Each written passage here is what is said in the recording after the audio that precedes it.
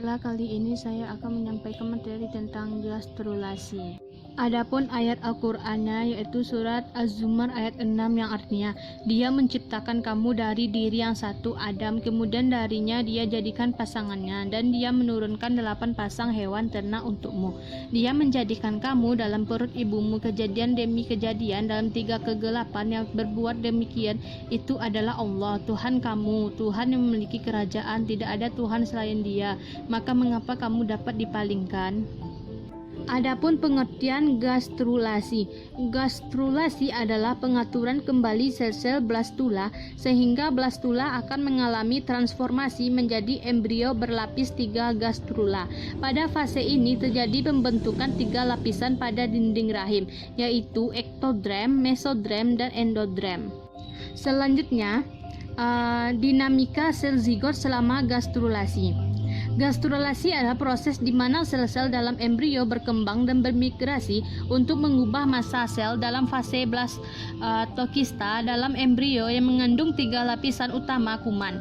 Migrasi sel-sel ini berlangsung secara terpadu yang dilakukan oleh sejumlah besar gerakan morfogenik. Hasil penting dari gastrulasi adalah bahwa beberapa sel bergerak ke posisi bawah yang baru di atas atau dekat permukaan blastula, mengubah blastula menjadi embrio 3 lapis yang disebut gastrula.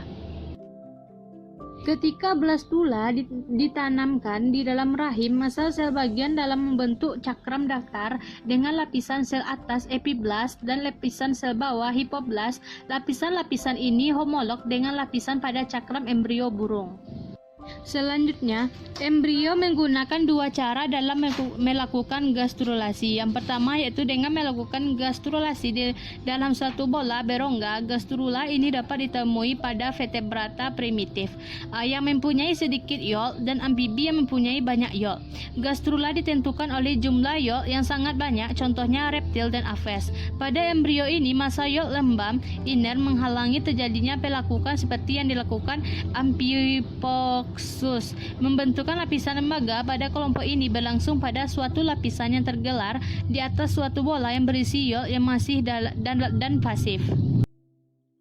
Selanjutnya, peta nasib daerah bakal calon. Peta nasib menggambarkan daerah-daerah yang disangka sebagai calon pembentuk organ. Cara menentukan daerah satu dengan yang lain dilakukan dengan melakukan percobaan dengan memberi zat warna pada titik tertentu. Pada stadium blastula akhir, pertama kali dilakukan oleh Vogt terhadap blastula katak berekor Ambystoma maculatum. Setelah diberi zat warna, embrio dibiarkan hidup dan berkembang dan diikuti berpindahan zat warna itu sampai berbentuk organ tertentu. Selanjutnya, perbandingan pola gastrulasi. Yang pertama itu invaginasi, merupakan lapisan sel bagian luar yang masuk atau melipat ke dalam. Yang kedua, ingresi, merupakan sel-sel bagian permukaan secara individual bermigrasi ke bagian dalam interior dari embrio. Yang ketiga yaitu involusi, merupakan lapisan sel yang membelok ke dalam dan kemudian membentang jauh ke bagian permukaan internal. Selanjutnya, empiboli, lapisan sel membentang dengan menipiskan bentuk sel-selnya menyeberangi permukaan luar sebagai suatu unit. Yang kelima yaitu interkalasi, 2 atau lebih deretan sel menyusun diri dengan masuk ke sela-sela antara satu sel ke sel lainnya, sehingga terbentuk deretan sel yang lebih panjang dan lapisannya lebih tipis.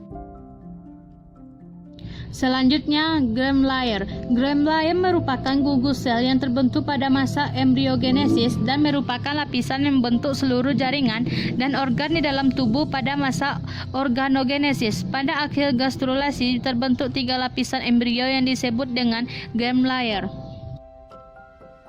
Lapisan-lapisan lembaga germ layer terbagi 3 yaitu endodrem, lapisan germ yang paling dalam, mesodrem, lapisan germ atau lembaga tengah, yang ketiga yaitu ektodrem, lapisan germ yang paling luar.